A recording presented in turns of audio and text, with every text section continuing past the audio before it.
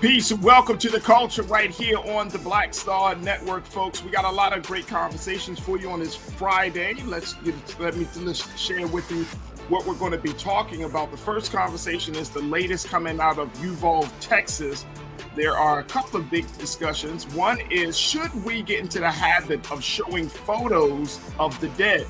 This is a big moral and ethical discussion that's being had right now in light of the tragedy that happened in Uvalde at Robb Elementary School. Also, we're going to include in that the conversation about police response to the shooting of that active shooter, that 18-year-old. Why the police waited so long to enter the building before something was done to stop the shooting. We'll have that conversation. Also, Marilyn Mosby has dropped, Baltimore State's Attorney Marilyn Mosby has dropped a list of officers with integrity issues. The list includes over 300 officers. And what does that mean for cases that have been prosecuted by those officers? Later on, we'll talk about President Biden forgiving $10,000 of student loan debt for per borrower. What impact will that make, and why some people are saying, Mr. President, it's not enough. And then Will Smith comes out on an exclusive interview that he had with David Letterman to talk about a vision where he said he lost it all before the Oscar slap. We'll have that conversation, all of that and a whole lot more, so stay with us. That's all happening on today's edition of The Culture right here on the Black Star Network. Let's go.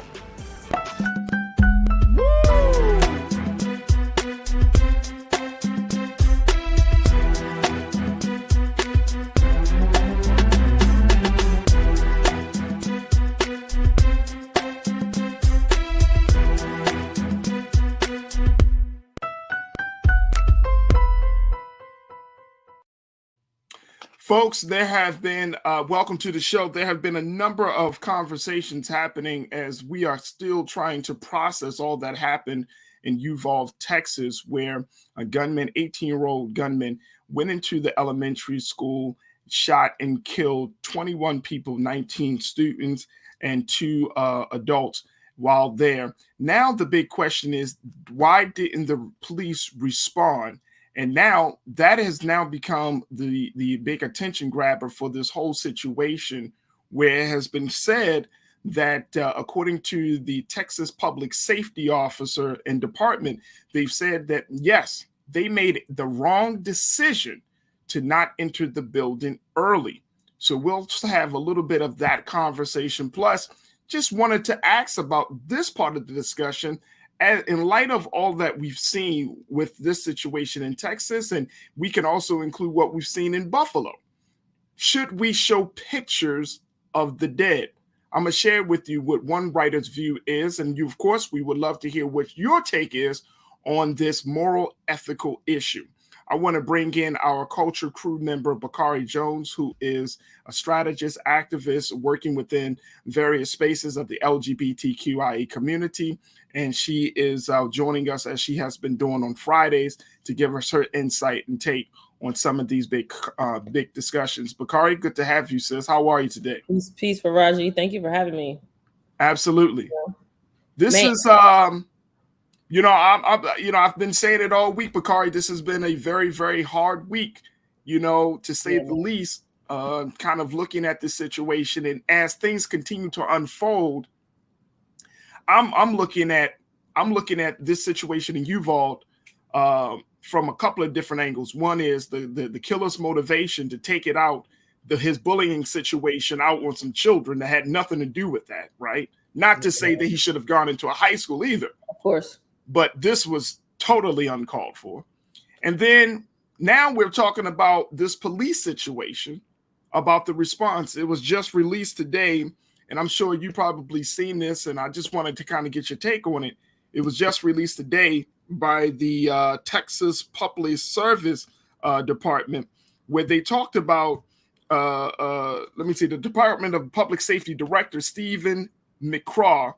He came out to acknowledge that they had made a wrong decision in not handling this situation, not as they handled the situation as a hostage situation versus an active shooter situation, Mm. which resulted them from getting on the scene and basically being just surrounding the building for an hour before entering the building to rectify the situation. And of course, we know that the 18-year-old gunman Salvador Ramos, he fired more than 100 rounds starting at 11:33 a.m. and within minutes, Bakari had killed 21 people. Now, an hour later at 12:36, there were a number of calls. One child called at 911 and was told to stay quiet. And at 12:47, she asked the dispatcher to please to send the police, not knowing that the police were actually standing right outside the building. Not knowing that. They did not breach the room with the Border Patrol tactical team until after that, according to the officials there. They waited a long time. They waited a very long time. And I know you're not a law enforcement, expert, Clearly not. but just looking at this situation, there were a number of 911 calls that came in where parents, community members screaming for the police to take charge, and they did not respond. What do we make of this? What do you make of this? Man, Farajii, this is it's tragic, man. These are babies whose lives were stolen in such a tragic and violent way. It's like there's no, we talk about death. We've talked about so many murders and killings, unfortunately, in the United States in the last few months on the show. And one of the things that keeps coming up is that there's no, how do you right the wrong? How do you, there's nothing that can be repaired. There's no way to replace these people, but the lives of these humans that have been taken from us. And for me, it's difficult to want to start the conversation around the police because I feel like we're going in the I'm not gonna say the wrong direction, but I can't help but want to shift the conversation to talk about so many things that happen before we even get to the police making the wrong decision. Yeah. Which is how these assault rifles keep getting into the hands of people who are able to commit such heinous crimes. So I do understand your question. I hear your question. And, to me, I don't know if that comes down to training. It's an interesting theme that we keep finding, right? When we talk about guns, we talk about gun control, we talk about training. And I forget the name of the officer who killed the brother who we talked about some weeks back. But, in so many instances, it's been, you were fully trained, you were a trainer in this space. And when the rubber met the road, you made the wrong decision. So It's unfortunate, it's disheartening. In another instance like this, we see it's like, well, you were trained for this type of situation and missed the mark in terms of how to respond. So it's unfortunate. And it's odd, right? These are the folks that have access to powerful weapons as well to be able to take down and or disarm perpetrators in this instance. And then again, like I said before, reframing the entire conversation around how we are able to access guns and how we are able to access such powerful weapons. And the crazy thing, Bakari, is that Salvador was able to get those weapons when he turned 18 years old. He went to the gun shop, and he was able to get these high-powered rifles. Right, so there's that problem. Then you do, like, to your point, you got all of these other things that have led up to this situation. We can certainly talk about bullying, that problem that continues to exist. And then we could certainly talk about mental health. And the know what I'm saying? Because Salvador he attempted to kill his grandmother. You know what I'm saying? That problem. We talked about before, mental health, especially with masculine folks not being able to process, right? Because bullying is not anything new, right? Bullying is something that has existed for years and years and years, right? Bullying being the butt of the joke, the phrase, sticks and stones may break my bones, right? We know that bullying itself is not new. We talk about bullying coupled with the powerful impacts of social media, coupled with or then layered sort of with the lack of opportunity for masculine folks oftentimes to be able to not only express emotions. Before you can even express the emotion, you have to be able to process it. When we don't process the emotion, oftentimes what comes out is just anger and rage. And anyone that's in the psychological field or space will tell you what we see on the surface is just that. It's the tip of the iceberg. There's usually so much more that's beneath those layers, right? So it came out as explosive, deadly rage. But what was he going through before he got to that point, right? There's so many other things. And then Farajii, I can't not share this, man, but we had talking about Uvalde AR-15, Buffalo AR-15, Boulder AR-15, Orlando AR-15, Parkland AR-15, Las Vegas, Aurora, Sandy Hook, Waffle House, San Bernardino, Midland, Poway Synagogue, Sutherland Springs, Tree of Life Synagogue, all AR-15s. So even if we, I know there's so many people that don't want to have difficult conversations about gun control because of the Second Amendment. Okay, we got to allow you to have that perspective. However, can we have a real conversation about what it means to be able to access, again, maybe you can access a gun, but do you need an AR-15? Like, do you really need an AR-15? That's the big question. I'm not sold on anybody. I'm not sold on anybody needing the AR-15. I'm not. At this point, no. You cannot going to be able to convince me that that's what's necessary to move anywhere in the United States with that type of weaponry. Whether I don't care if you're hunting, I don't care what type of sport. No. I get it. Not necessary. Bakari, I'm right there with you, and I think that's one of the big concerns. Now, as we talk about the police response, because I know folks are saying, well, the police should have did this, police should have did that, and again, this is like Monday morning quarterback. You looking back at a situation that turned out tragic, right? So as much, the very hard pill for us to swallow is that, the police probably could have did a lot of things better. Could have, yeah. But it doesn't take away the fact of the reality of where we are in this particular moment is that 19 children lost their lives in a very, very violent, tragic way, right? It doesn't take away that fact. You know what I mean? Like, it doesn't give no comfort to the families. No. It doesn't bring me, and I'm not even in Texas, and it doesn't bring me no peace of mind. It's just like, okay. And again, right, when we talk about being proactive versus reactive, right? This is not the conversation that we want to have. We don't, I've seen so many different things in the last few days about arming teachers, arming the resource officers in the school. That's not the I'm going to speak for myself. That's not the direction I want to see us move in, right?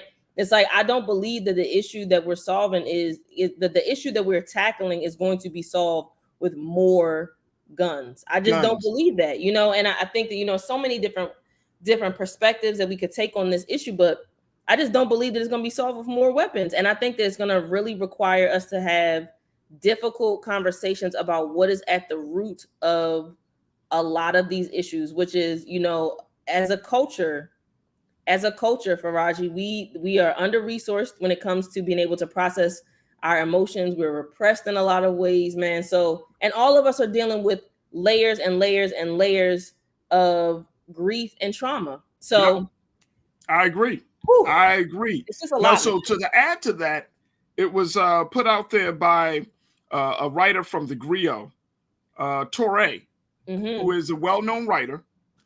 He put it out there, and he put an opinion piece called "We Should Show Images of the Dead." I want to share with people just a little bit of what he said in this opinion piece. Keenan, if we could show this from Torre. He said, if we show people what bullet-ridden bodies look like, it would be harder for them to shrug and say, well, nothing can be done. It would be so painful that they would be forced to act. We should not be able to hear these stories and turn away. We should not be protected from the pain of seeing limbs separated and faces destroyed if we are making a choice to live with mass murders all the time. If we're going to be a society where mass murder is part of our world, we should have to see what that really looks like. I disagree. Speak out, brother. I disagree. And here's why. I think to Torre's point, I think he makes an excellent point in terms of it being used as a way to bring people to the reality. If we weren't already exposed to that type of carnage visualization, if we weren't already experiencing that, some of us may have experienced that, right? And have that, to your point, that level of grief and unresolved trauma, especially within our community. If you've seen Black people shot down in the streets in whatever respective city or state you live in, then I've seen two bodies personally. I don't need to see no more. Yeah. That's just for me. I hear you. You know what I mean? And I think that culturally and I hear what Torre's saying is that you got to get that shock factor. You got to bring people, but it's like, I don't think that that's necessary. If you are the type of person where you need to see it all the time, to see bodies, bullet written. I mean, this is not like, I have children, you have nieces and nephews. This is children. Yeah, these are babies. You know what I mean? These are babies. Yeah. I can't do it. I'm gonna be honest with you. It doesn't sit well on my spirit. It don't sit well in my psyche. Bakari, I can't do it. I get it. I think I can't do it not because I don't want to face the reality. Right. I can't do it because out of respect for the dead, as they say.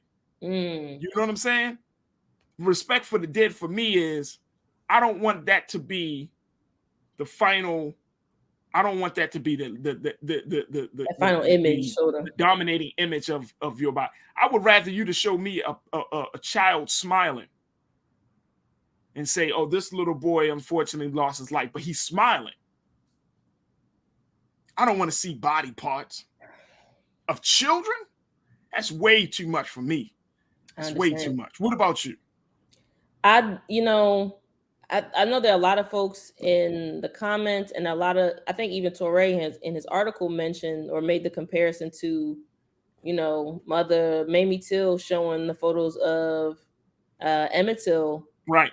And I think that was something, right? Like when that happened, the ability to share those photos, when that happened, literally in terms of the history of our media and the history of mass media, right? To be able to take that photo, put it in a newspaper, disseminate it. I think that was powerful, right? When I think that to try to compare it now, I won't say it's necessarily apples and oranges, but I think we are inundated with so much violence. I think just about, I'm not a gamer, but I know that, there's so many games, and I know it's not all games, but I know there are young people that have access to so many games that include shooting and death.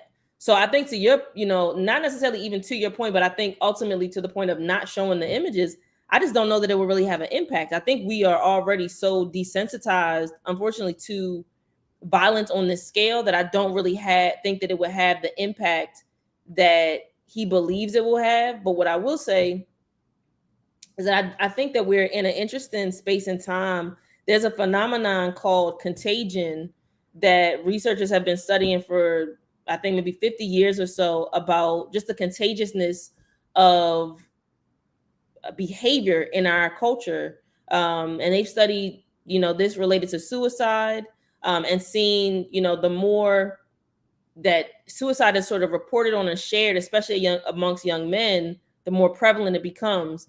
And there's research that's now showing that the more exposure that we have, and I believe that there's a correlation specifically, once again, unfortunately, with young men, that the more young men are exposed to these types of stories in the media, the more contagious becoming seeing themselves in the role of the shooter, the more contagious that becomes.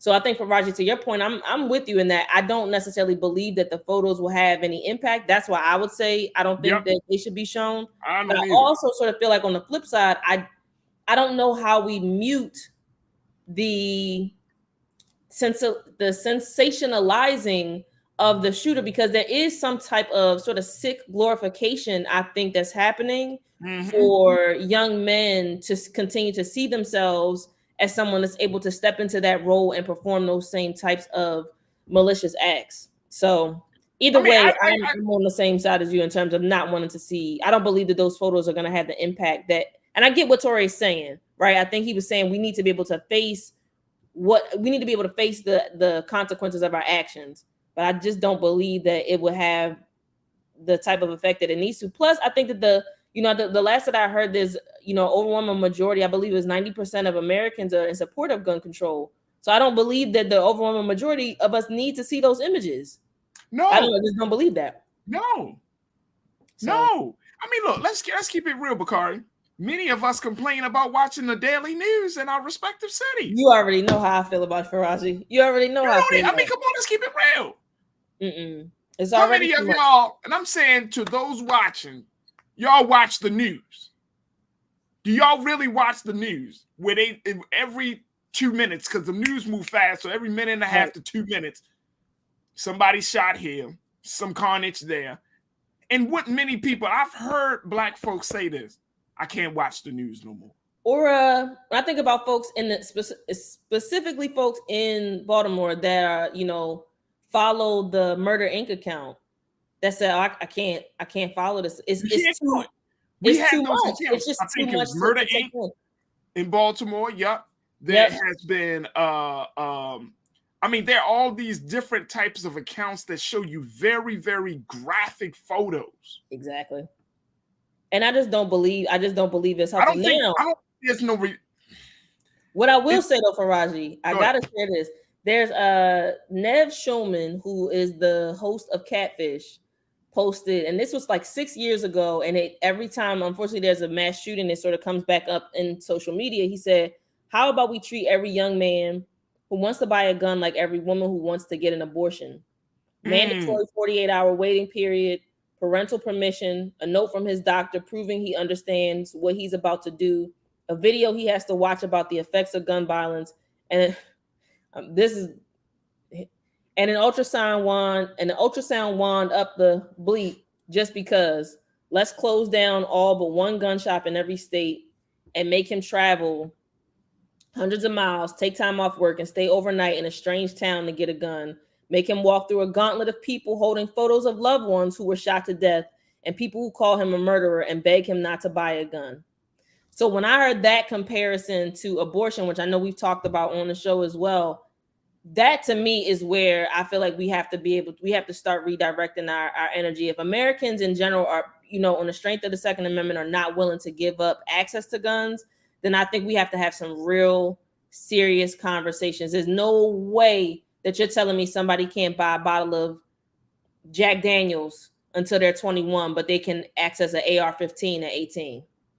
No. Yeah. And I feel like, yeah, sorry. Go ahead. No problem. Look, I get it. We're going to continue the conversation. This is a hot one.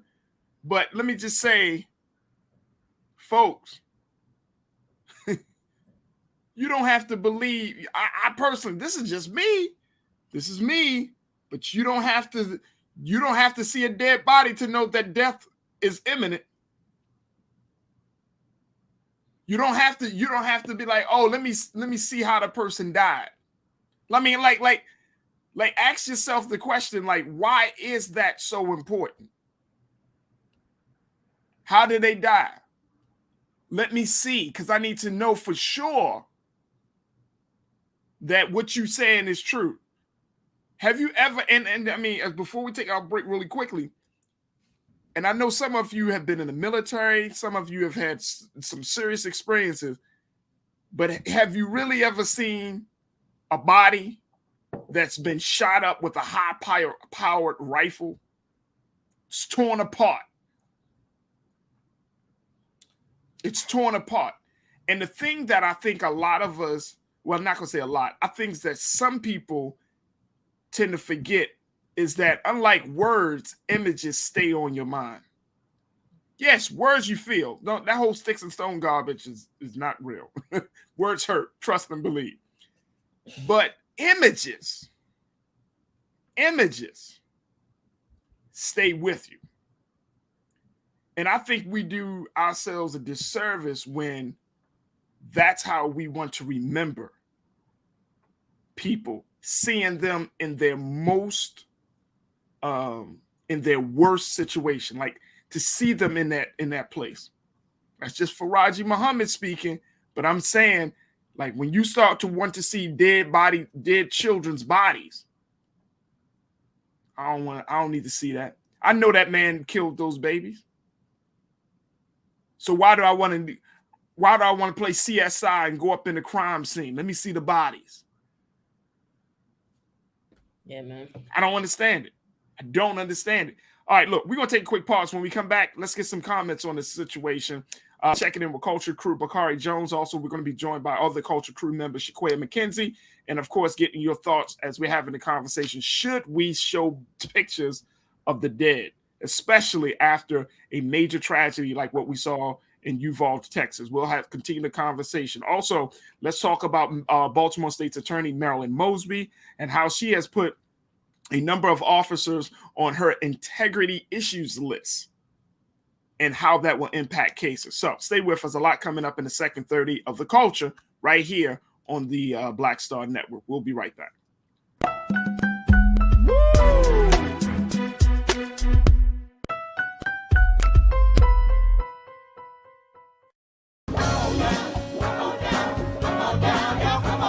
Welcome you to the launch of the Mass Poor People's Low Wage Assembly and Moral March on Washington, D.C., June 18, 2022. We are a new, unsettling force, and we are powerful. New, unsettling force, and we are here. We're rising up to demonstrate the compelling power that we, poor and low-income people, have to reconstruct society from the bottom up. And we need to do it with the loudest voices possible, the biggest actions possible. Because we know that there is no scarcity in this land. The only scarcity is the moral will to do what's right. Hold on, just a little while longer. We are those with sub-minimum wage jobs who can't afford sky-high rent. People with disabilities are the fastest growing minority group.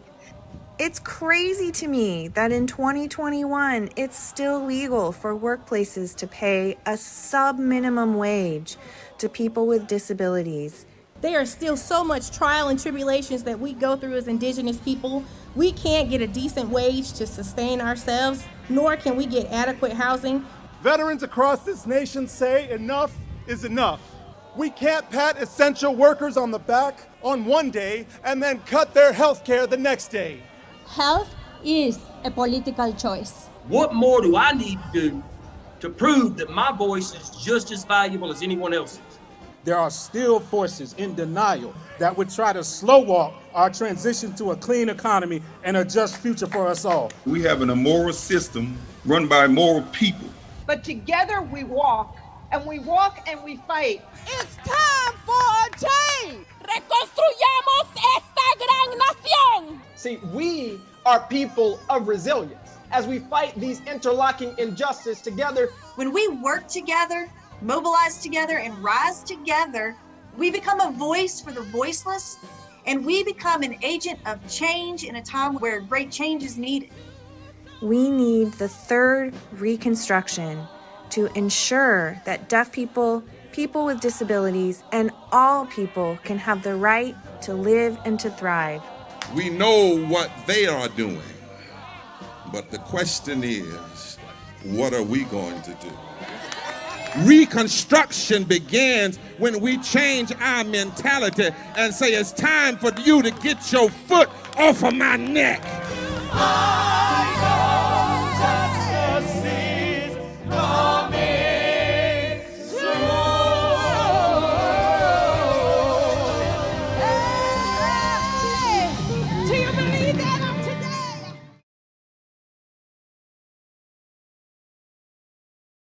Pull up a chair, take your seat. The Black Tape with me, Dr. Greg Carr, here on the Black Star Network. Every week, we'll take a deeper dive into the world we're living in. Join the conversation only on the Black Star Network.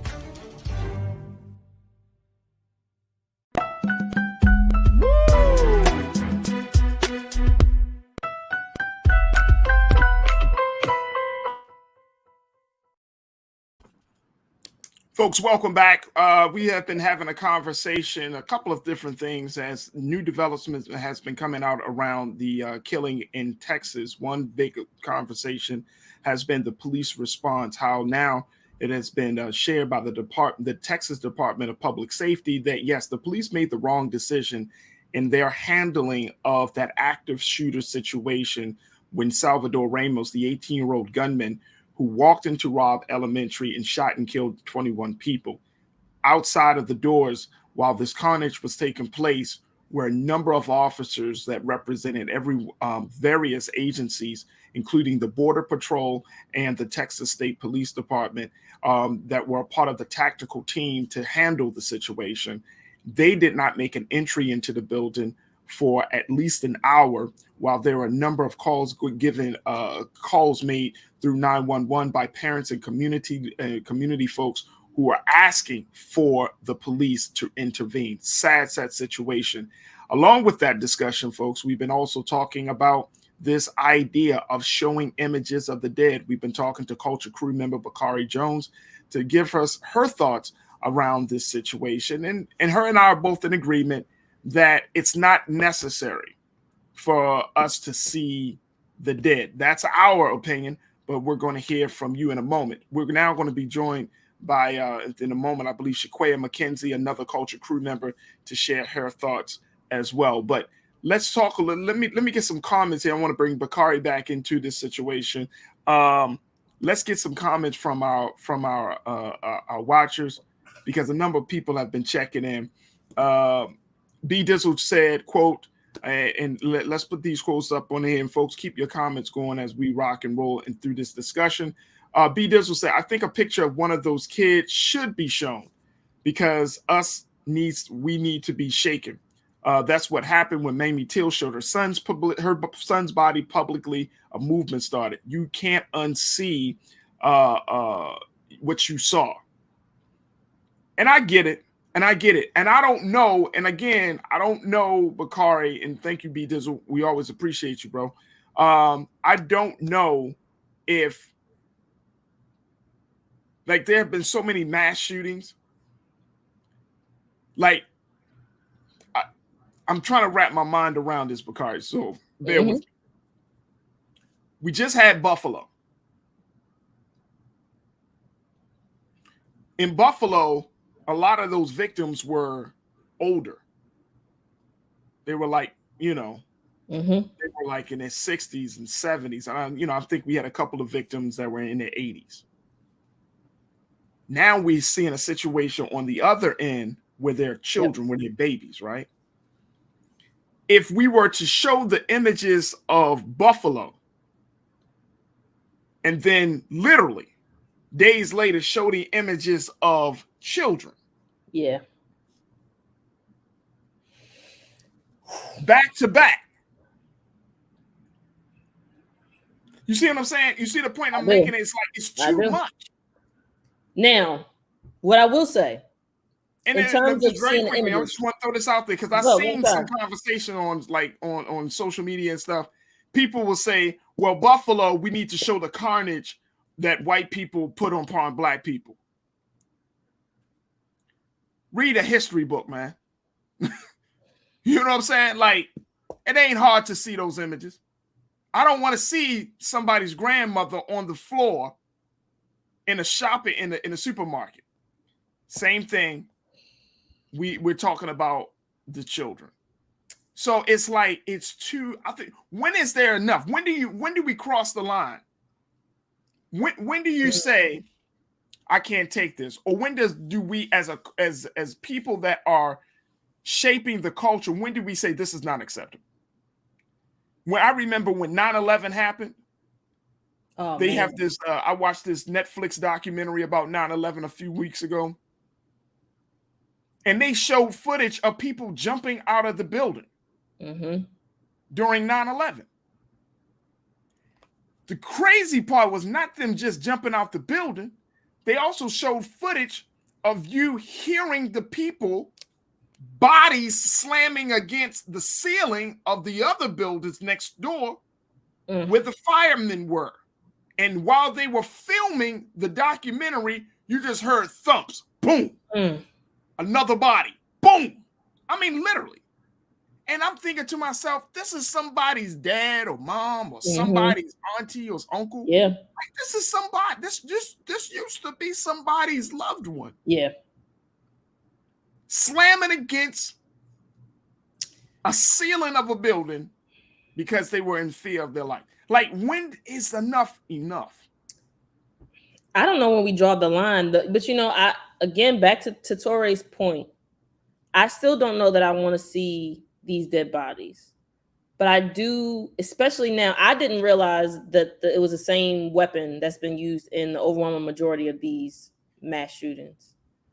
I think that if there was a way to illustrate the damage that can be done with the AR-15 in a matter, you know, if somebody was able to show this is what you could do with an AR-15 in 60 seconds, whether that was on the, you know, the body of a, I don't want the vegan folks to come at me, but if this is the body of a cow or this was a body of a, you know what I mean? Like this was some other, an object. I don't know what, you know, a man-made, let's say inanimate object that could be created that mimic the body to be able to show the damage that could be done with these weapons. I do think that that would help close the disconnect because I think that culturally we are numb to it.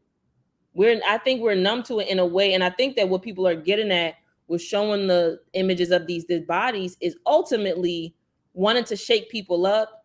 And we want to shake people up to what? To get them to take some form of action. That's ultimately what we're going for. So maybe it doesn't need to be the body of a child or an elder or anyone that's lost to, you know, this violent, these violent weapons, but something visual to be able to sort of bring us back into focus. This is what we're talking about. We're not talking about a water gun. We're not talking about a handgun. We're talking about an automatic weapon. I think it's something that could illustrate how much damage that can be done in such a short period of time. I think that if nothing else, I think that would cause us to, that would stir us to the point of wanting to take swift action. Let's add to that. Let's post Karen M's Keenan her comment. Karen said something, and I'm seeing another number of people checking in with this rationale as well. Karen said, unfortunately, those in Congress refusing to pass legislation seem way too soul sick to be moved by the images. I'm gonna get to that point. Yeah. Sonia Jenkins checked in and said, Farajii, I say the images of those sweet angels who died should be shown to those in Congress who won't pass the bill. Maybe if they see those images, it might make them move to pass it. Man. It might, Sonia, to your point and to Karen's point. Here's the problem.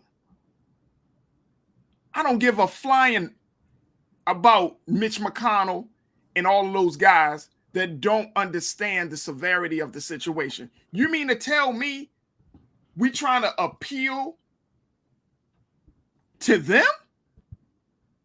Or about the damages? Or about the consequences of gun control or the lack thereof? Like we need to try to encourage them to see when Bakari, you brought up the data.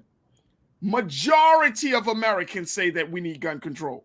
Majority of Americans believe background checks are important.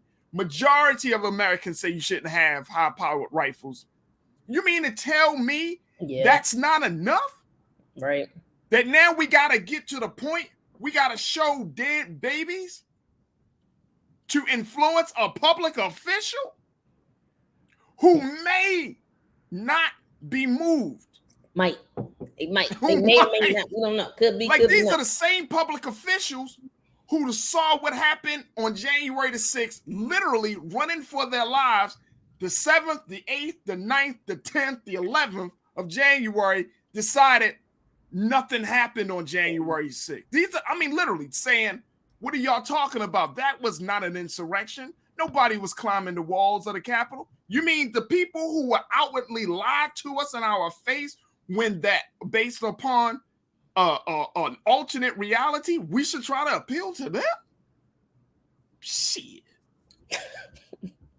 Why don't we just vote them out? Why do we got to appeal to somebody's sick soul or their view of morality? Why don't you just vote? Why don't we vote them out?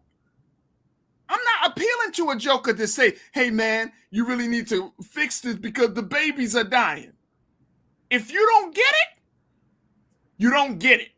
It's just that simple. Period. I'm not here to appeal to no senator because they want to play partisan politics. They want to try to keep their, babies. Look, let me tell you something. Let me tell y'all something. Y'all getting me. I'm getting too wrapped up here, Bakari. Let me tell y'all something.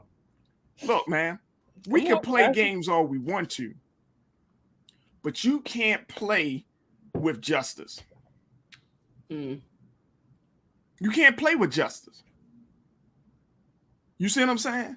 America is in the condition that she's in because you are in denial about the truth. And guess what? Justice is coming. Reckoning is coming, right? Reckoning is coming. Yeah. The American people. It's with all things. Come on, man. Come on. Bakari, you and I, we study history. We understand the dynamics of how power is in this country. Justice is coming. There is going to be a reckoning. If you don't get it in 2022, if you gotta be to the place where you gotta show dead babies, you gotta get to a place where you gotta see the very extreme parts of life. Nah, dog. You're already too far gone, in my opinion. You already gone. That's my point. You already gone. I'm not trying to appeal to you. It's us. I'm not trying to appeal to that. And that's a minority, folks. Let's keep this very, very clear. That's a minority. That's a small part. Yes, they are in powerful positions, but if we understood how much power we have, we could change that reality. But I'm not trying to appeal to no jokers. I'm not trying to appeal to Ted Cruz. Come on, Ted. Look at these babies. Man. And what are you gonna say? Yeah, I'm so sorry. He gonna lie right in your face and and feed you the same bullshit. No. What other pieces? Unfortunately, we know a lot of our politicians are looking at incentives outside of, there's so many other things to look at. So they could look at the images of these children whose lives were taken, and then let's throw this in real quick, Bakari. Yeah, they're senators. They have access to those images. Yeah. Ted Cruz, he's from Texas. He can call down there, talk to Mr. McCraw, and get images if he wanted to. It don't make a difference. They're gone. They're not even operating in the same space and time as we are. They're gone. That's all I wanted to say. That's all I wanted to say. We got to stop this, folks. This is the terrible part of the culture. We got to stop trying to appeal to somebody that has shown us over and over and over again they don't give a damn. So why do we keep trying to, come on, give a damn. Come on, give a damn. Come on, care about me. Why? Please. And the crazy part is, any other tragedy in American history, Bakari, think about it. When the Jews teach their babies about the Holocaust, do you think those Jewish people, they show their children, and those images are emblazed in a Jewish child's mind, right? And they never forget. That's what they say, right? We never forget. Same way it's got to be for us as Black people. But guess what? guess what, man? You only got to show them once. Yeah. And if you try to bring up images of that tragedy of the Holocaust, they will fight you tooth and nail. To respect and honor their, the legacies of their loved ones. Yeah, I'm with you. You see what I'm saying? I do. We should be the same way about our experience in the transatlantic slave trade. You don't bring up, because that's our ancestors. You don't bring up images when we slaughtered. You don't bring up images when we lynched. But see, Farajii, this is part of the challenge again in terms of ensuring the length and the, not just the length, but the I can't think of the other word I want to use, but the length at the very least of our cultural memory. I do think that those images are necessary to be shown, to really understand the carnage that our folks survived, right? Like, I do think that there's a place and space for that when we talk about historical memory, right? Because without it, it's, oh, it wasn't that bad. And we see that happening now with revisionist history. So there is a place for us to be able to share those images and to lift up our ancestors in a way that helps us understand the role and that they played, the sacrifice that they did not willingly choose to make, but the sacrifice that their lives represent in the, you know what I mean, in the trajectory of our history and culture in the United States. But I think when we compare it to what Teray was getting at with this, it's almost like, well, let's throw it at the wall and see if this helps, right? That's kind of what my ultimate takeaway was, because I just don't think that there's necessarily going to be a way for us to say like, oh, it's not going to guarantee anything. So right. I think we still land at the same place. But I just wanted to say that because I do think that there's a place for that within our historical memory to make sure that we understand just how dark those times were, so that we understand like the light, although it's dim, it's shady right now. We got to say that. But to understand the darkness that we have still in a lot of ways emerged from as we, continue forward. So, man. Let me bring Shaquaya. Shaquaya, you got a few minutes, and I know you've been trying to get in to this conversation. Shaquaya McKenzie, educator, activist. Go ahead, Shaquaya. I don't even want to interrupt you. Go ahead, sis. No, it's what's funny is that I came in the comments like, tag me in, because the God honest truth is that it's a method of psychological warfare to desensitize individuals to acts of violence and carnage. It's not, it was a tactic used throughout any barbaric period in history where there was mass genocide and mass torture. Using the example of the transatlantic slave trade or slavery in the United States, the example of violence was used to keep slaves conditioned in their place, if you will, so as to evoke fear and to avoid resistance.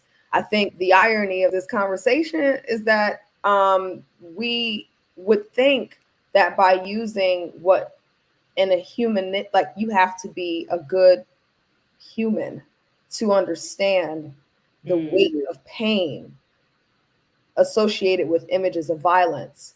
But that is not who we're dealing with or regarding to when we're talking about people we're trying to appeal to or would try to appeal to with these images, right? As you already explained, Mitch McConnell, Ted Cruz, it's not restricting it to them, but there are just certain souls set up on this earth that care not about evil, how it stings. They're numb to it. And the irony is that we do have and are desensitized as a result of the overuse of images of violence in the media. We didn't have to watch George Floyd die for 9 minutes in order for us to understand how wrong it was, but we did. Facts. We didn't have to see videos of Laquan Mitchell. We didn't have to see videos of Tamir Rice. We see these things on a daily basis, though. Yep. So it's not like this is not happening. Showing images of a body. We just saw, unfortunately, I literally am still traumatized and I'm holding my cousin accountable. I had a cousin from Jamaica send me a video on WhatsApp last weekend, and I didn't know what it was, so I just opened it, and it was the streaming of the Buffalo shooting from the right. kids. He didn't give you, your cousin didn't even give you a heads up. I don't know what he was thinking, and I love him. I know it wasn't intentional, but for me to open up the video and I'm like watching this guy driving, I'm like, what's about to happen? I wasn't even like the context of what had happened clearly was in my mind in terms of the event, but I had no idea. And I saw him mow down. I of course I shut it off immediately, but we see these things. It's true. Right. So it's not as if parading the bodies, especially of children riddled by bullets, is going to make a difference in what has been happening. We see the violence. We see dead bodies all the time. We see dead bodies on Instagram, and all it is a click to say, usually they put up a disclaimer, violent content, and see, there's a preview if you don't want to watch it, right? But it's there all the time. So, hey, Shaquille, let me ask you this very quickly, and I know you got to jump off, but I want to get your take on this as a parent, right? We're both parents, you and I. But many people are saying, Janelle checked in on, Janelle Phil said, but if the parents present the images, it may have more weight. There no vote in the face of the parents with images of the babies, along with the history of their past, no vote. Do you believe that may be the case, that if the parents give consent, many people say, oh, well, like Mamie Till, maybe they need to, the parents, if the parents show the babies, that it will change things. Do you agree with that? No question, but there was also a reason they didn't do that with Sandy Hook. Parents want the same regard and respect that you acknowledge. I'm not going to say, yes, if parents individually want to offer up evidence from the crime scene that they have received personally and use that as a form of political persuasion, they absolutely have that right as a parent, right? I would not personally do that. Because it's, again, to me,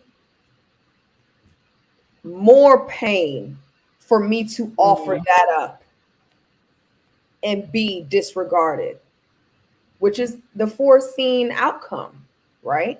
Yep.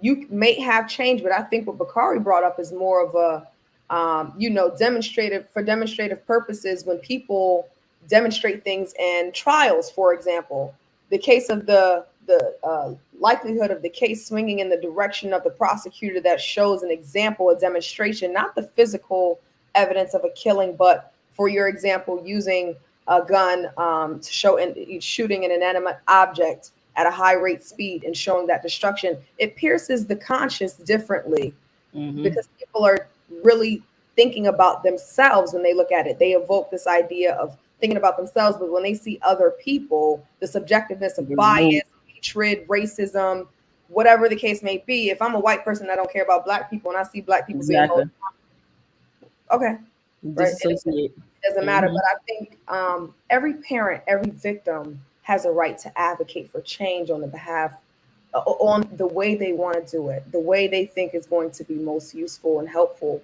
to avoid pain and tragedy for anybody else. But I just don't think it should be an expectation. I don't think it should be a rally cry for it to be done. Yeah, I agree. It doesn't make if it made a difference, the difference would be made. I agree. Shaquille McKenzie, always good to hear from you. I know you spend a limited time with us today, sis, but we'll certainly bring you back on so you can get more of that airtime and we can hear more of your analysis and insight. Thank you, Shaquille. Thank you for keeping this going. Farajii. Folks, continue to post your comments and share your thoughts as we have this discussion. I mean, I'm and even with the parents thing, Bakari, just very quickly before we take our next pause, even with the parents thing, I don't know if I would even be comfortable with showing my children in that place as a parent, because what your intention may be in modern day 2022, you know how situation, you might be like screaming out for justice, screaming out for relief, but then it becomes politicized. It ends up in some joker's speech. You know what I'm saying? I talked to a parent today whose child was a part of this tragedy. And it's like, that's not the point. I don't want a shout out. You know what I'm saying? I don't want you to use the death of my child as some talking point. Yep. As some reference point. You know what I'm saying? Yeah. I think that's what Shaquille was getting at, is it would be so easy for it to be manipulated, you know? Yeah. And just used by someone else for that could, be for or against, I think, what will ultimately be gun control in some form or fashion. But once it's out there, it's easy for anybody else to put their spin on it, and then I think to have the idea of having those images manipulated by opposing perspectives is just, that to me, I think would just add an insult to an the type of injury that we keep saying no parent should have to endure, no family should have to endure, and yet here we are. Yep. Forensic, very quickly before we take this break, I want to get forensic accountants a comment real quick, Keenan, where he talks about news footage and the embedding of journalists. Check this out, folks. He said news footage and the embedding of journalists in Vietnam, complete with the bloodied bodies of the wounded, turned many Americans against the war. The aftermath of the Tet Offensive, and the aftermath of the Tet Offensive moved Cronkite. Yes, but we're in a different time. We're in a different culture. You know what I'm saying? Like children consume more violent images today than they have ever been in modern day America. Yeah. We are surrounded by violence, whether it's coming from the news, whether it's coming from quote unquote entertainment, right? Like violence is so ingrained in us that I don't know if we truly understand how desensitized we have become, or how much of a thirst we have for it, because of the fact that it's so much a part of our culture. And so, yes, it could move people. But check this out. Out of all the violence that we see, well, mass murder, showing these babies might move people. How come the gun violence hasn't moved people? Mm-hmm. I mean, seriously, people are still buying guns, even though there are a number of people that have been killed by guns. That's the purpose, though, right? Because it's embedding fear. It's embedding fear. This is so interesting to me. Again, with Mamie Till, with Vietnam, I'm curious about what the 2022 equivalent of that would be, right? Because it's like it was shock value then, it was shock value in Vietnam. I don't know what we would produce, and I literally shudder to think about what that imagery would look like that would create that same level of shock value in 2022. Absolutely. Look, folks, we got to take a quick pause. When we come back, we're going to switch gears a little bit and talking about some of the other stories that we have planned for you. I know this was such a big conversation for us. So, we just felt like we just had to spend a little bit more time on this. And the number of you are still talking about it in our Facebook and YouTube chats, and you can continue to talk about it. But I think we need to discuss it because it's such a big, not just a hot topic, but I mean, it's a cultural point that we are in this place right now that we love violence. We love violence. We love to see it. And I think my hope is that having this conversation will force us to ask and look within ourselves. Like, do we need this? Is this good for us? Like, ask those questions to yourself first, and then ask those questions is like, what are the implications of it? What's the impact of seeing these images, right? And then taking the conversation even further. Does the community gain from this? Does our country gain from this? I mean, we have to look at all elements on all sides of this discussion to really figure out what's the best way to handle it. Because one of the things I think we should not forget is that at the end of the day, these children were parts of families. These family members, these adults in Buffalo were a part of someone's family. And we do not want to in our pursuit to get people to see and get aware and to wake up that we force people to lose sight of the victim's humanity in the midst of all of this. Yeah. That's the concerning part for me. That each of these victims, whether you're talking about Buffalo, whether you're talking about Texas, these were individuals, these were people, and they need to be respected. Because why? They lived a life just like you and I. And at the end of the day, we will want our lives to be respected when our time comes. And their time came, and it came in a very tragic way So we should do all that we can to make sure that we respect them for who they are and the time they spent on this earth. That's all. That's all. All right, we got to take a quick pause. When we come back, more conversation. Stay with us. It's The Culture here on the Black Star Network.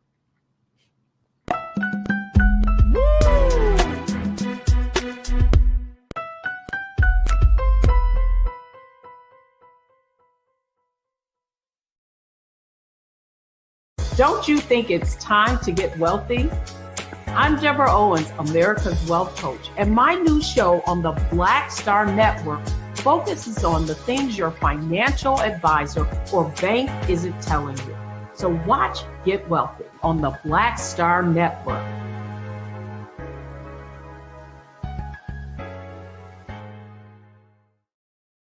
Hi, I'm Dr. Jackie Hood Martin, and I have a question for you. Ever feel as if your life is teetering and the weight and pressure of the world is consistently on your shoulders? Well, let me tell you, living a balanced life isn't easy. Join me each Tuesday on Black Star Network for a Balanced Life with Dr. Jackie. We'll laugh together, cry together, pull ourselves together, and cheer each other on. So join me for new shows each Tuesday on Black Star Network, A Balanced Life with Dr. Jackie.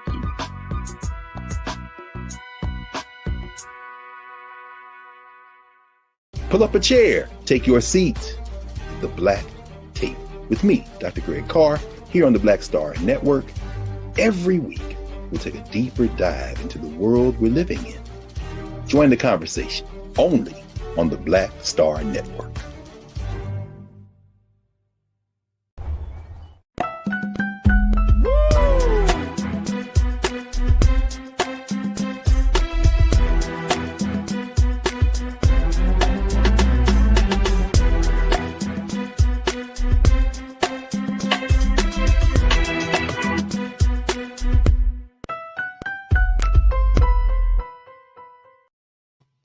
Folks, welcome back to The Culture here on the Black Star Network. I'm your host, Farajii Muhammad. All right, folks, in light of all that has been happening, there are some other big stories that we wanted to bring some attention to.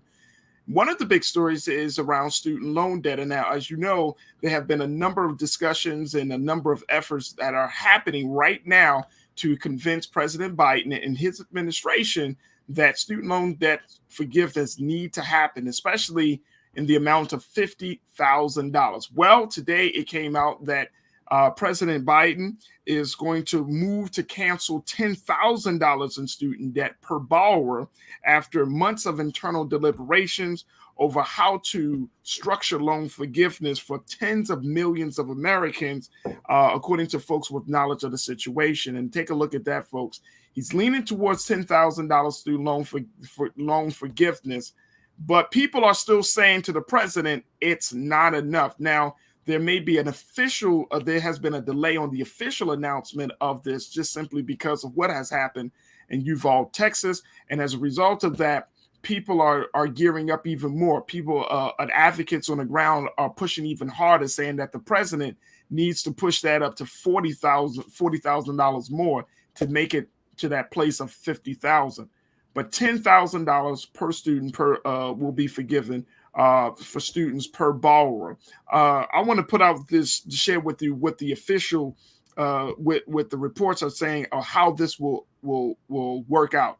Take a look at this, folks. This was reported by the Washington Post. So essentially, the White House latest plan is called for limiting debt forgiveness to Americans who earned less than $150,000 in the previous year, or less than $300,000 for married couples filing jointly. Two other folks said that are familiar with the situation. It was unclear whether the administration will simultaneously require interest and payments to resume at the end of August when the current pause is scheduled to lapse. I want to bring in Culture Crew member Bakari Jones back into the discussion to give us her insight about this. Bakari, you know, the president has been hinting, his administration has been hinting that something is coming down, right? Like, okay, we heard you loud and clear, $50,000. It may happen. But now that he's putting out, now that this is happening with $10,000, do you think now that the president is going to move forward on the 50, or you think that this is going to be it in terms of student loan forgiveness? Man, I don't know.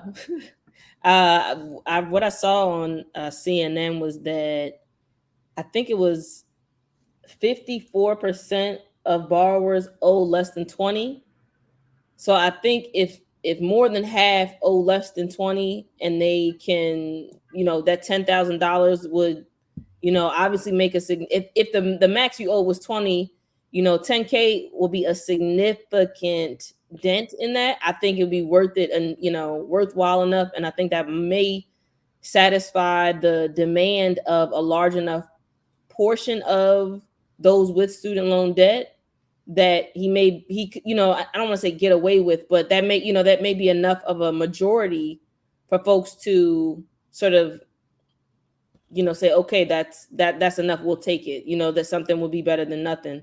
But I'm not sure. I mean, I'm really curious. And, I've started reading and learning more about the impacts of that this forgiveness will have on inflation and spending, additionally. So I think there's so many other pieces that are tied to this particular issue. And I think if there are more negative consequences that are forecasted as a result of the cancellation, then I don't see the administration continuing to increase the amount. Well, that's one of the big things then. I mean, when we talk about the situation right now, Bakari, where, and this is something I'm personally, just seeing, like Americans are really struggling right now, right? Like Americans are really struggling. People are trying to figure it out. Now, is that the case for all Americans? Certainly not. But I think you have a lot of people in a position where they're trying to figure it out.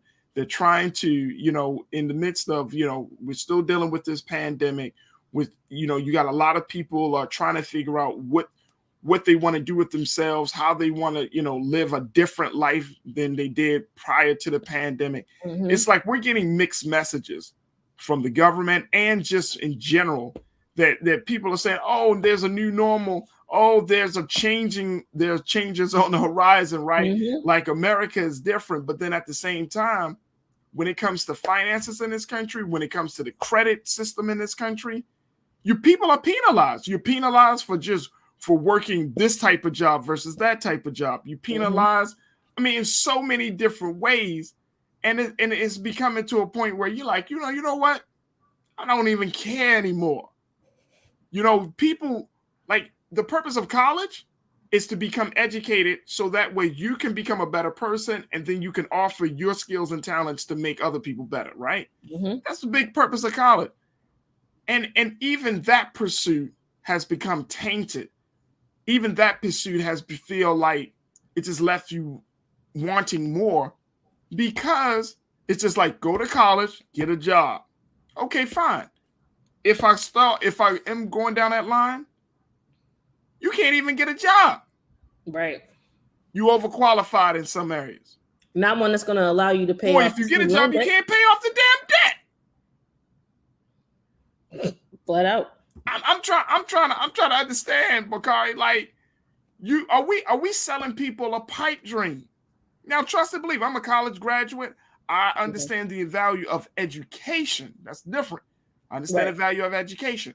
But when you're talking about this idea that we want to continue to put out there, like this is America from 1950, go to college, and then when you come out, you automatically will be given a job. You automatically afforded these opportunities. None of that is happening. All of those things are decreasing, especially if you're a woman, if you're Black, if you are a part of marginalized communities. You're not going to be afforded those same opportunities to be able to sustain and support yourself or your family, and damn sure not going to be able to pay back all this debt. I remember I was reading a piece. What's the gentleman's name? I think it's Mark Cuban. He's the owner of the Dallas Mavericks, if I'm not mistaken, right? Mm-hmm.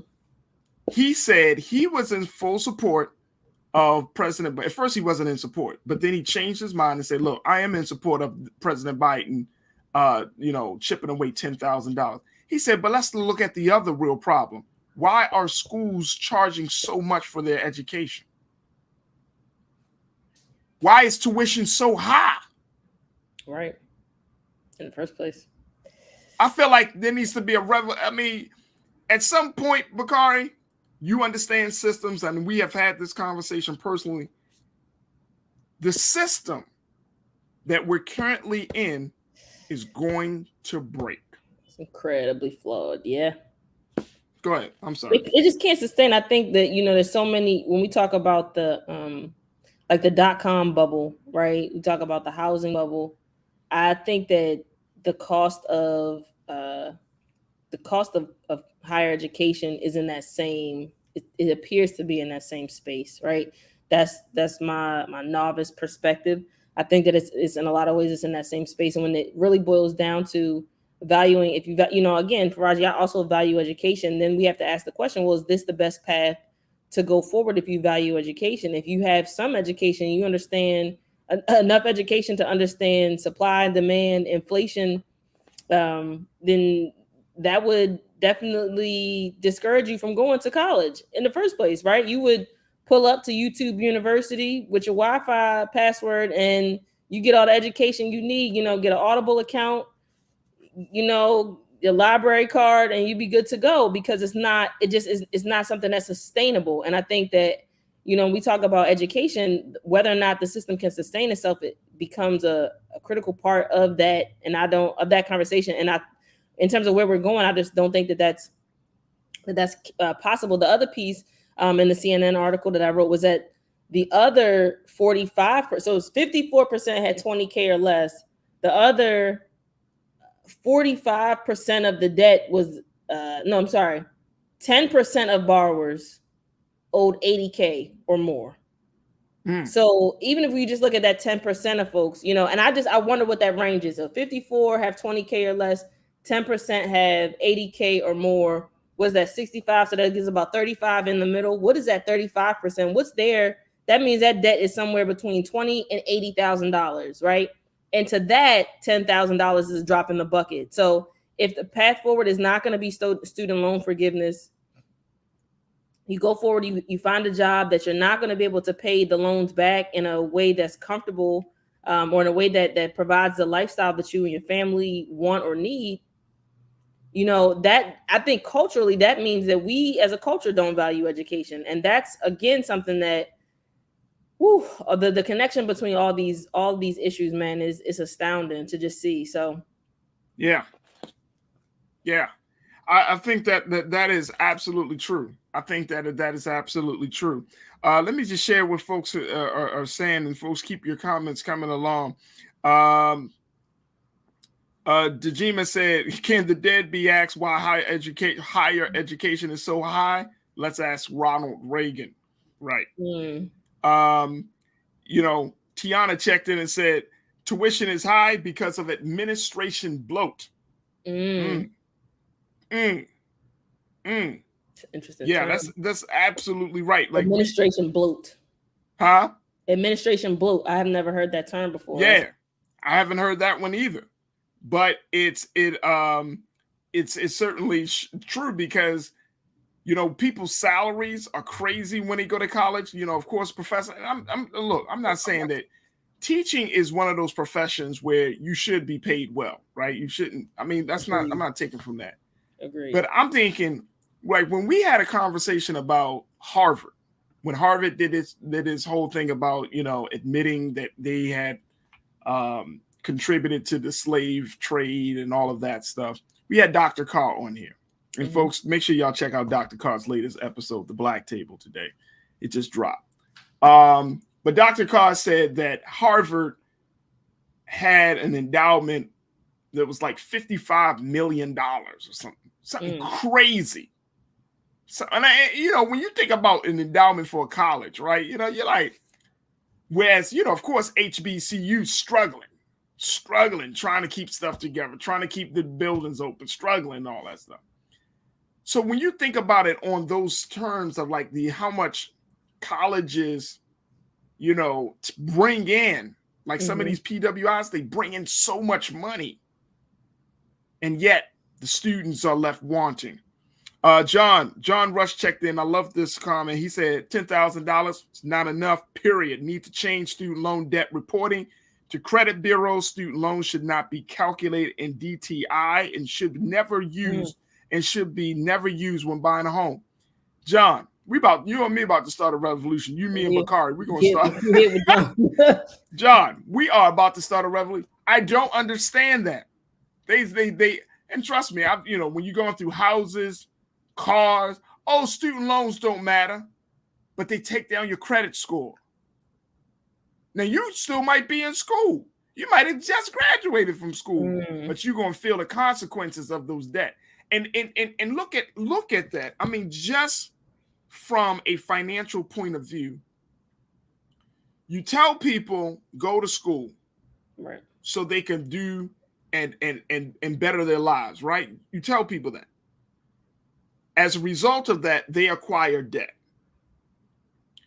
You penalize them on their credit, but you want people to work their way out of a slavery debt situation, right? You want them so you can reward them with higher wages when they work or if they find a job in their field.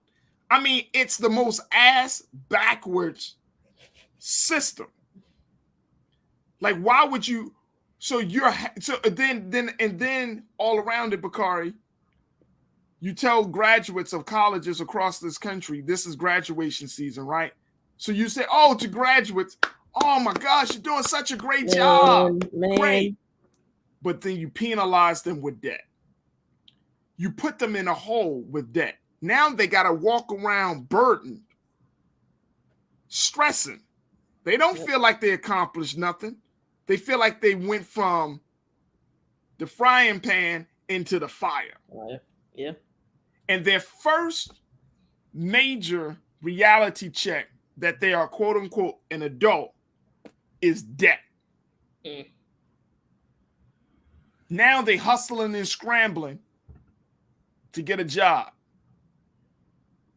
And now their mind is not being as sharp as they could, because sometimes they may get a job in their field. Sometimes they may not. Right. But they are already burdened with trying to pay off debt. And they're not focused on trying to be the best whoever they studied they wanted to be in school. That's the problem. And to John's point, thank you. You're absolutely right.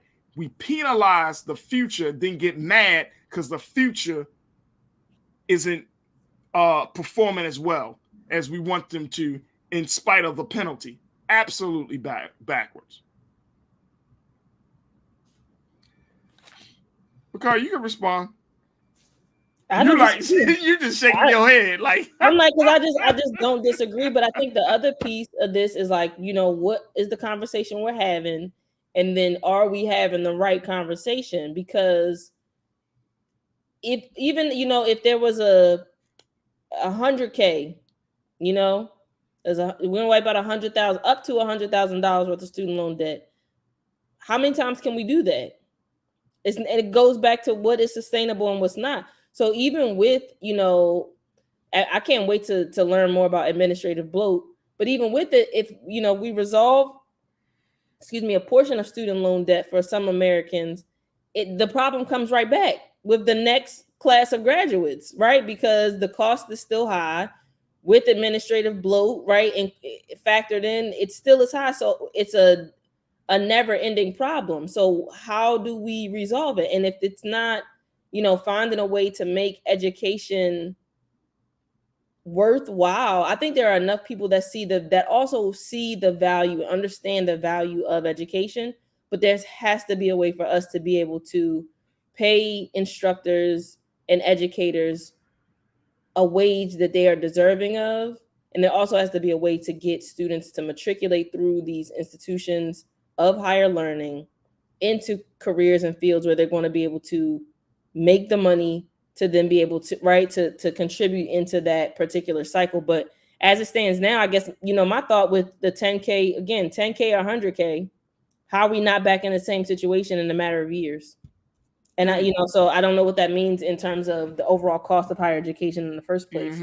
But at this rate, we're not going to be able to sustain it. And I think there are enough folks now that are seeing, if they don't go, or maybe you do decide to continue to go to college, but the decision that you make is maybe not related to what it is that you actually want to study, which you actually want to learn more about, which is a luxury. That's a privilege. But maybe it's more connected to who you're going to be able to network with and where you're going to be able to get a job. Right. Period. Right. So. John also added that the what did he say? Let me make sure I see what John said. John said that tax credits should be used and tax rebates should be used to help to offset these student debts. That President Biden should look at that as an alternative. And I agree. Brother King Lee, John, thank you so much. Great comment. Brother King Lee, you brought up something. You said broke.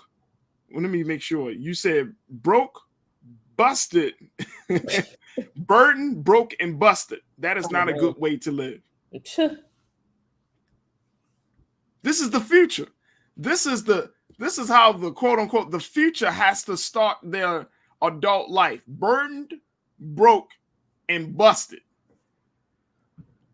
We had a conversation on the show here, Bakari, a couple of weeks ago, how a lot of college students believe that when they graduate, there are a great number of them who believe that they was going to earn six figures. And then once they got into the real world, realized that they weren't bringing in 100,000 or even 90,000 or 80,000. They bring it in 30 and 40,000. Burdened, broken, busted. And you wonder why the future looks bleak. You can't be like, oh, the future looks bright, but you burdening them. Mm-hmm. You leaving the next generation broke, and you leave their spirits busted, and you get mad at them for not being great. And the few of us that can get through, right? We like diamonds in the rough. You know what I mean? Like you actually doing something in your field. You know what I mean? Like when people ask me, like, it's rare. Like people ask me, like, what did you go to school for? I say communications, public relations. They like, you working in your field? Like, yeah, I've been working in my field for 20 years. They like, you still work in it? I'm like, yeah, I do it every day. Yep. They like, man, you become like this unicorn, you know? And there's so many people. Like this, that's like, whoa. That's so many people. I mean, that's how crazy it is. You go to school to be an artist. You end up working at retail. Yep. You go to school to be a chef, right? You selling cars. Nothing wrong with those jobs, but that's not the plan. And a lot of times we're forced to make decisions, especially life decisions, out of convenience, not because that was the path that we chose for ourselves. Mm-hmm. And when you choose a path for yourself, trust and believe. And I know folks y'all can check me on this. But when you choose a path for you that you want to take for to do something that you want to do, guess what? You're gonna have to make some sacrifices to get to that place. Bakari, I know you made some sacrifices. Bruh. You have to make you're gonna have to sacrifice just to achieve your dreams. Mm-hmm. And sometimes those sacrifices can be so serious and so severe. Your time, your time away from your family life, you lose friends along the way. You know what I'm saying? You got to give up other opportunities. But accessing additional resources, accessing a better quality of life through being able to finance and borrow should not be one of the things that people have to sacrifice. That's really, I think that there's certain sacrifices, I agree with you, Farajii, that are par for the course when it comes to anything that you want to do that is related to elevating yourself, right? Study, discipline, sacrifice. I think those are all par for the course, but you shouldn't have to sacrifice future opportunities because of the debt that you are saddled with because you wanted a better opportunity. It's like this, it's so it's working against itself. It's working against itself. Absolutely. Looks like so yeah, I would agree. I would agree. Look, we got to take a quick pause. When we come back, we're going to switch gears. We got to talk about what's going on with Will Smith. I thought this was an interesting story, so I wanted to bring it up to you folks. I'm not trying to rehash old things, but I thought it was interesting. And I was thinking maybe we can glean something from this conversation, from this story about Will Smith. And so I'm going to share with you the details of it when we get right back. So stay with us, The Culture, here on the Black Star Network.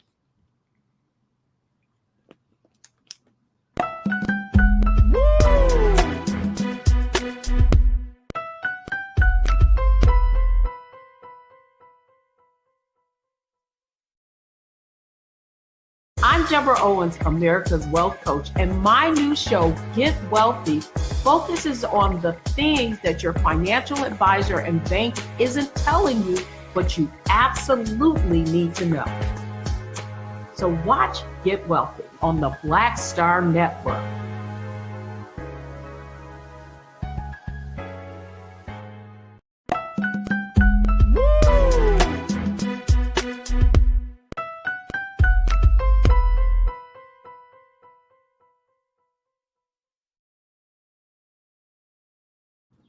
All right, folks, we wanted to have a discussion I thought was very interesting about Will Smith. Now, since the Oscar slap, I think a lot of us have been asking the question about where's Will Smith? What is going on with him?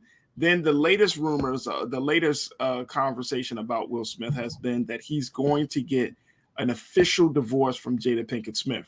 We don't know. I mean, I think there's been just some rumors about it. But here's a part of his life that I think is interesting.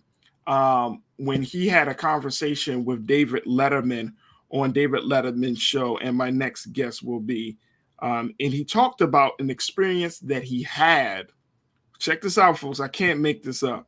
He talked about an experience that he had where he had a vision of losing everything. Now, he had this vision-like experience, this vision before the Oscar slap.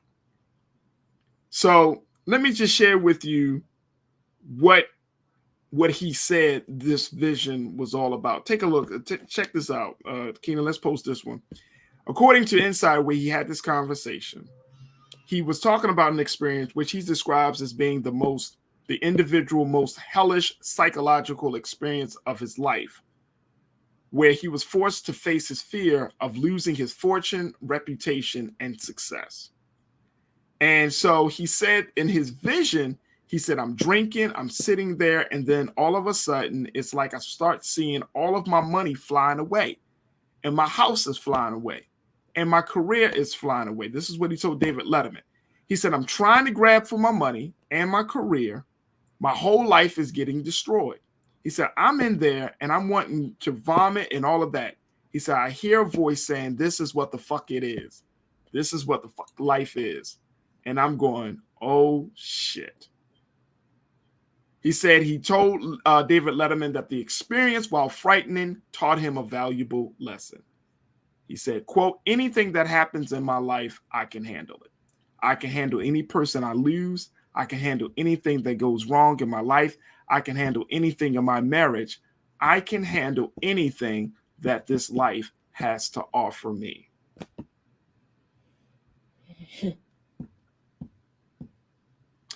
Let's bring Bakari Jones back into this. Bakari. Why are you bringing me into this, Farajii? I got to bring you into this. Man. You're my culture crew member for the day. What are you talking about? But here's why I found this to be fascinating, and I really wanted to talk about it because I like to, you know, for me, I like to see myself as being one who is always striving to be in tune with himself, with the creator, with God, with the universe. You know what I mean? Mm-hmm. Like to understand, because I truly believe that as human beings, we're not just physical beings, right? That there are deeply there are parts of us that are rooted in the intangible. There are parts of us that are attracted to the unseen, right? Mm-hmm. And those parts make up the nature in which we are created in. I'm trying not to go out in space with this, Bakari. I'm with you. So when I heard and read the story, I said to myself, this man was given, and this doesn't happen to everybody, but a man was given a glimpse of his future, right? And then when I read the story and then just kind of reflected on it, I said, damn, he was given a glimpse of his future, but why? So I think that there is something very powerful. I don't think Will Smith would share something that personal, that intimate, right? To say, oh, yes, God favors me, or, oh, yes, I'm so in tune with the universe. It's like when we hear artists talking about how, and I think, who was this? Sam Cooke, who talked about, kind of seeing himself, how he would transition from this life. We know artists like a Tupac, these individuals who had been given visions of how they would transition from this life. Yeah. So I do think it's possible that all of us, that any one of us can be given a vision of a future life. I believe in that. I believe that's possible. But I think it's so powerful that it does really happen. And I don't know, and I'm trying to process it myself, like how, Will said, I can handle anything that comes in my life. And I'm glad that he kind of gleaned that lesson from that experience. But it's really fascinating to me that he saw himself losing. It's so fascinating. What are your thoughts about that, Bakari? I'm itching to know. Man, so I mean, I do think that there are folks that, well, one, let me go back to the beginning. I think that you're right. I think there's the tangible and the intangible, right? The seen and the unseen. That we're all experiencing, walking through in this life. I think they said he was on a psychedelic when he had this experience. We had this vision. I think it's interesting to see what Will Smith in this instance, what he perceives as losing what he perceives as everything, right? So in that story, he sort of is talking about how it's the money and it's the house and the career, and what he was able to hold on to was his family. So I think that, to me, I'm like, well, look, if he loses all of the tangible and he's able to hold on to the intangible, then, I think it's a beautiful thing. And it then makes me wonder, was that the slap, was that in favor of him? That really was him acting in favor of maintaining the intangible, right? Maintaining the relationship that he and his wife have. So I didn't even hear about the rumor of he and Jada Pinkett divorcing. I didn't hear about that yet. But yeah, I mean, I think it's interesting. I think Will Smith has so much talent, and that, I hope that we are able to kind of move forward culturally, knowing that no one is their worst mistake. That we all have we should be able to move in a space where we can, kind of experience a level of reconciliation and redemption. So I'm hoping that this is, him seeing maybe not another life for himself, but I think that I feel like the way that I perceive Will Smith in the media is somebody who seems to care about the intangible pieces, right? That he has the money and the house and all of those things, but I just feel like Will Smith doesn't present as somebody who is overly concerned about those things. Like, yeah, he got them, but I feel like he presents as somebody who, the family man, like having his kids and his wife around seem really, really important and critical to him. So I think it's interesting to me that I'm like, was this really even a vision? Because it seems like that's already who he is. So I hope that, the brother is able to move forward. I do think that what's interesting to me is going to be what his net worth is moving forward after being not necessarily banned from the Oscars, because I don't know how much that would impact his net worth, but specifically resigning from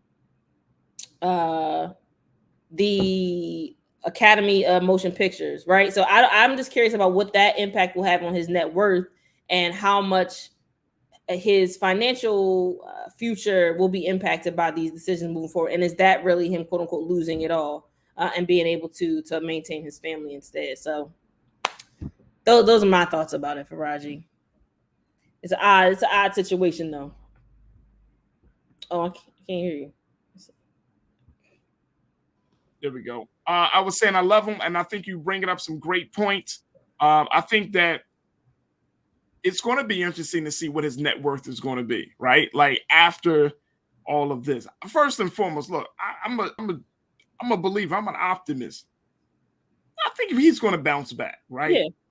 Like he didn't do something so egregious that it wasn't like he murdered somebody, he violated children or something like, you know what I'm saying? It's not something so egregious. Yes, it was a stupid thing, but he's going to bounce back. Right. But I think that it's just that, like Will Smith, and I don't know, like there's more than meets the eye to Will Smith. That's obvious. I'm with you there. Yeah, like he's not just just an actor. You know what I mean? He's a person that has gone through some things, but then more importantly, I think he understands human beings. I think he understands a lot about life. And I think there's something that we can all kind of learn from him, right? And his journey. And, at the end of the day, he's a man, just like he's a regular human being. Mm-hmm. But to have this vision of him losing it before the Oscars, woo, that's like a timing thing for me. You know what I mean? It's like, and I'm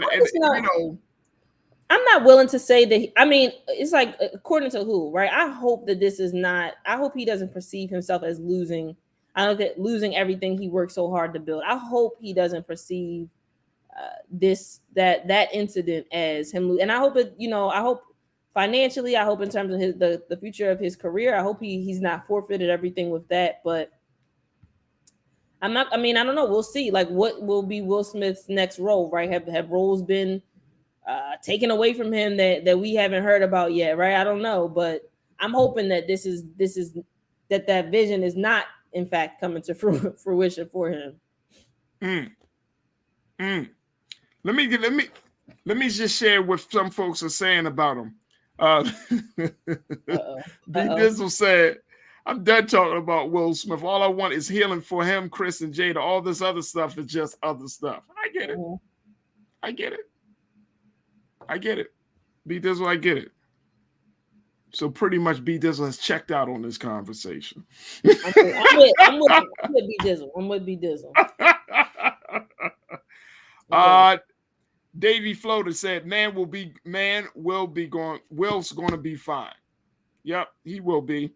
Taylor said, he is very introspective, so I think this situation will work itself out. He cares. I agree. McCole said, Will Smith is not the first and will not be the last to slap someone for saying something they didn't like. Will Smith's money will be good.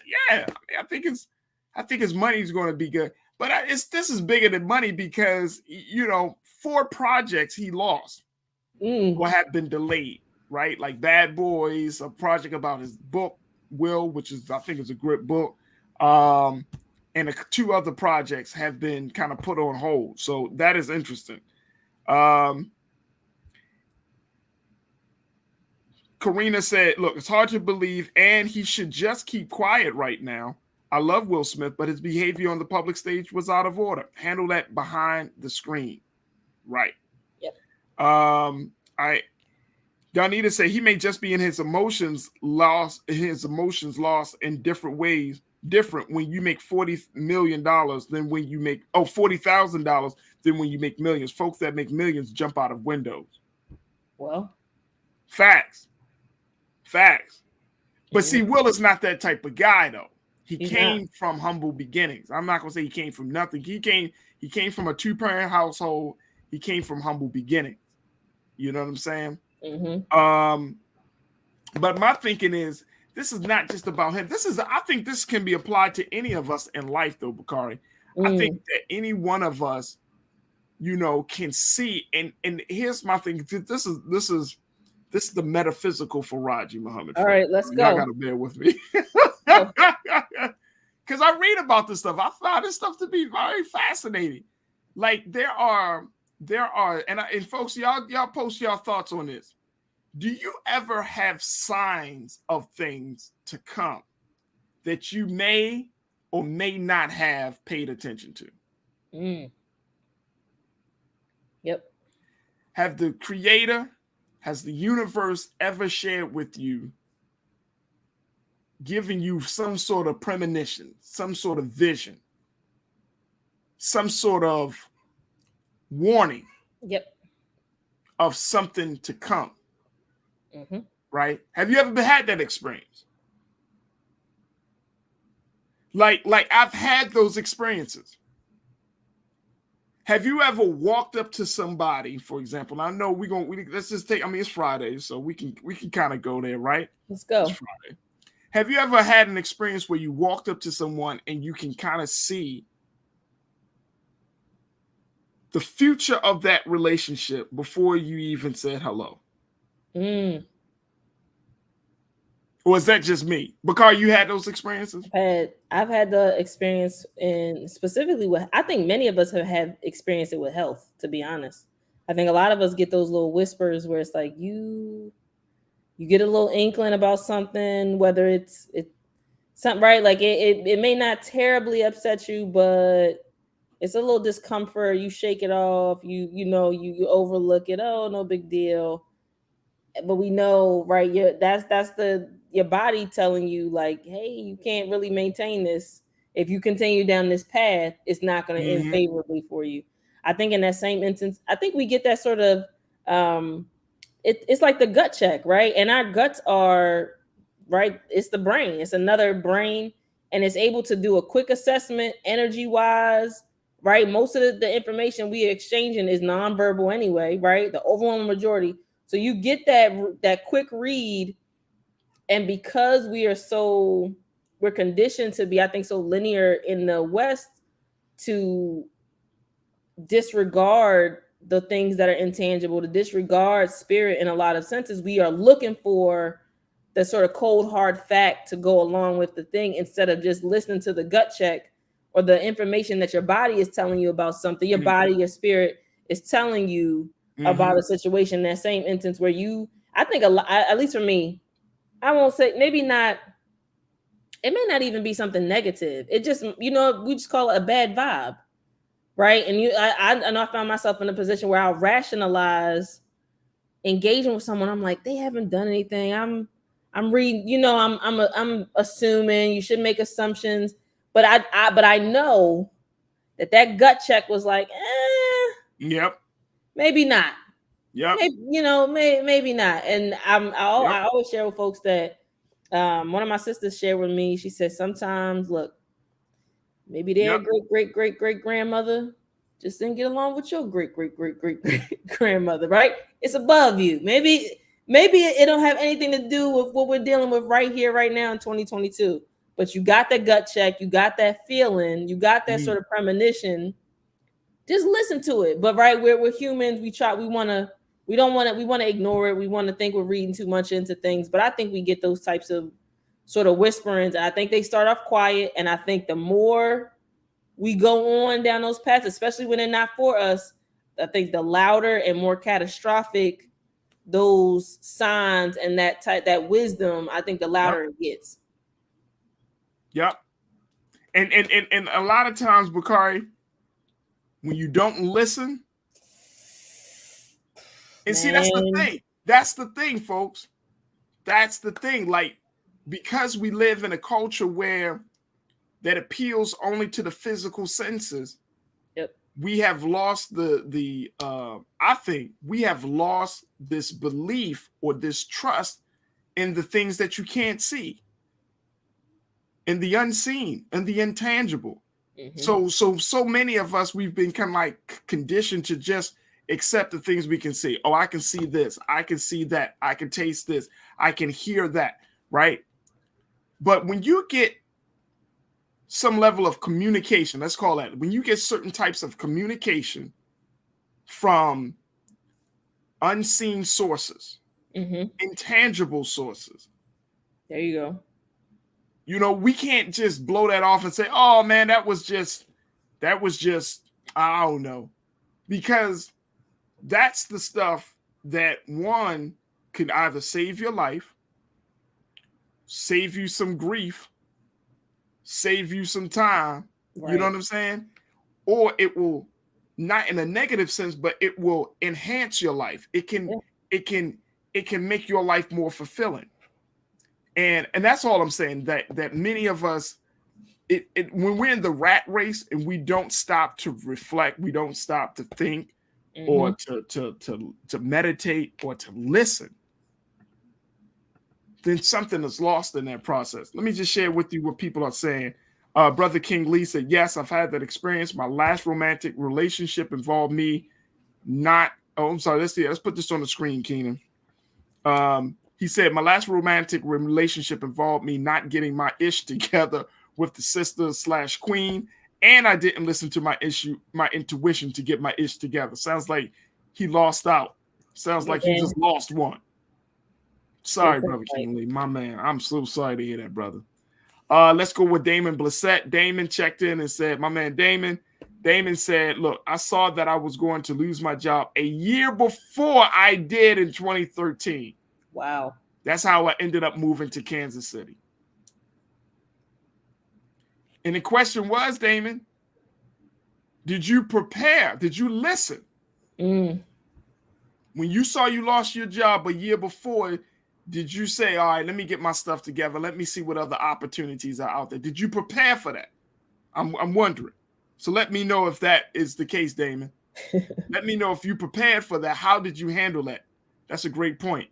Janae checked in and said, I agree that certain premonitions prompt us, alert us of something off, unusual is on the horizon. Hence, 2020 is hindsight. Absolutely. Yep. Absolutely. Yep. And I think that, like, for example, we should teach ourselves just as much as we should teach our children to understand the power of intuition.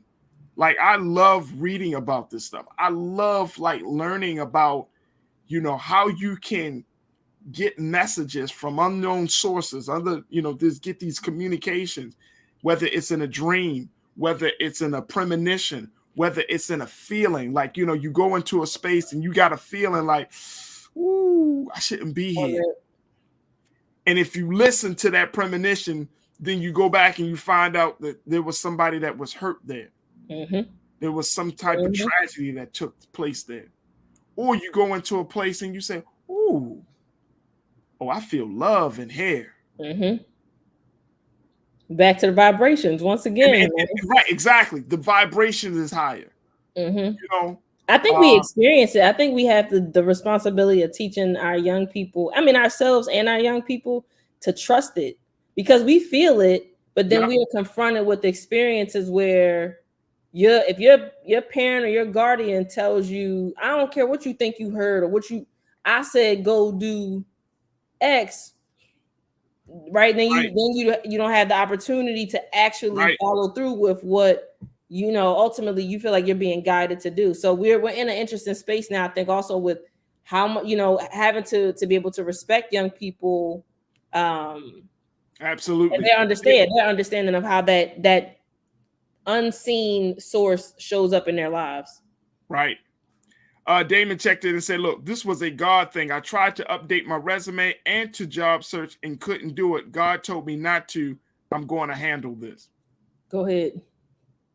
Sometimes that's the message. Hey, brother, see, that's what I'm saying. That's what I'm saying. Sometimes these, you know, when you get premonitions or intuitions or you get these messages or level of communication, they don't break it all down, tell you this is exactly what's going to happen. This is how you should move. It could be a word. It could be a phrase to just open up your consciousness. Like, please, and this is why, and I think Belinda Skinner mentioned this earlier today when we were talking about the images. like she made the point, like you got to protect your mental spaces. And that's why we have to, and Belinda, I loved that you mentioned that, because that's exactly what we have to do in 2022. We have to protect the mind in order to leave space for the divine. I'm just Lord Come on, Jesus. Farajii. Woo! Come on. Yep. This came out, folks. Let me tell you, we got to protect the mind to leave space for the divine. If you are flooding your brain with all this crap, right? You flooding your brain with all this gossip, crazy images, crazy news stories, right? If you just, and you're not confronting, you're not because there's pressure on the inside of the body just as much as there's pressure in the atmosphere, right? And so if you don't go up against the pressure that's coming from the outside, you are going to naturally it's like walls coming in on you. You won't have the internal fortitude to take on the pressure from the outside. You have to fortify your mind and your spirit, right? To the point where you gotta make sure that in some way, shape, or form, and this is, it could be a prayer, it could be an affirmation. It's got to be something that is going to connect your brain, your mind, to a higher self, to your creator, I don't know what your religious persuasion may be, but it's got to be something above you. And I think that's the part that many of us, like our culture is so wrapped up in the lower part of us. It's so wrapped up on the horizontal nature of human beings. It don't edify us. It don't take us to the vertical. So, you get a premonition and you blow it off. You get a message, you get a communication, and you just I mean, and that's go ahead. Because you and I notice this, when we get premonitions about people that we bring into our lives, and we talk about, everybody talking about that red flag, but then you got a feeling about an individual in your life. Sisters, you might have a boyfriend or a male friend that you might be interested in, and you're like, but something is off about him. Something ain't right to the spirit. You better listen to the spirit. You know what I'm saying? They'll be like, he probably just because he all right, he good. They say if we not vibing with a woman, that's it. Something don't seem right. Better listen to yourself. Because what happens, and as we wrap up today, because what happens is when you start to silence those little voices and those communications, you find yourself in a space where you feel lost. You feel like you don't have any guidance, no direction. You feel lost. And if you ever felt lost, I've felt lost in various moments of my life. If you ever felt lost, that ain't a good feeling. No. It's like you got to go in yourself. And that's a very, very deep spiritual journey that you got to take. Lord, jeez. Come on, man. Come on, man. Farajii? I'm telling you, Bakari, like, you do this, Bakari. This is your fault anyway. Oh, man, don't put that on me, man.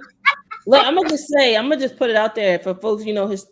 Historically speaking, they said this is Harriet Tubman had a lot of these premonitions, a lot of visions that she experienced, and that's what was able to help her navigate the Underground Railroad down to, she knew a lot about roots and herbs and different things that she could give folks along the way to keep them healthy, to keep children, babies quiet, all types of things. So it's a history, which are, you know, traditions that we come from, right? And we all have that ability, I think, to be able to listen to that small voice. The last thing I'm gonna say, Farajii, to your point is, I think when you hear it as a whisper, it's like, are you being quiet enough? Are you getting grounded enough to be able to listen? I think the quieter and the more we can sort of humble ourselves to listen, the louder we give that small voice, that source to speak to us in ways that, you know, that prove like, yes, I'm willing to listen. I asked to hear it. You said it. I'm gonna go ahead and listen. So, yeah. Look, let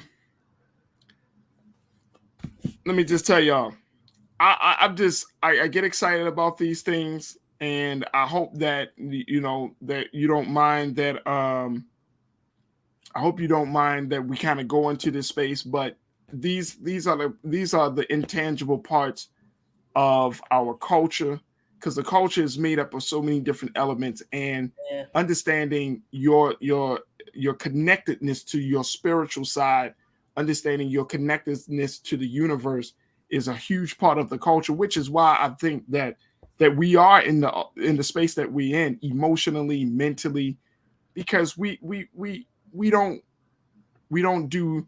put the effort to cultivate our spiritual side, right? I mean, I'm not asking people to be religious. People say, I'm not religious. I don't subscribe to this, or, you know, I take peace. And I get it. But I think all of that is not by coincidence. I think that there is there's an awakening that's happening in this country, spiritual awakening, as well as happening around the world, where people aren't going to just go for the okie doke when they're understanding of the divine, understanding of the universe. I think people are waking up, right? So now people are in a space of seeking rather than just saying, okay, my parents taught me this, my grandparents taught me this, therefore it is. We're all in a space of like, investigating. I believe there's more to this. I respect and love my mama. I respect and love grandma, but they may not have gone too far. They may not have been right on this. So, you know, it's important that we have all these other conversations, but we can't forget about the important conversations that we're all spiritual human beings in some way, shape, or form. Hopefully you have a soul. Hopefully you are cultivating your spirit. And most importantly, hopefully you are protecting your mind. Yeah.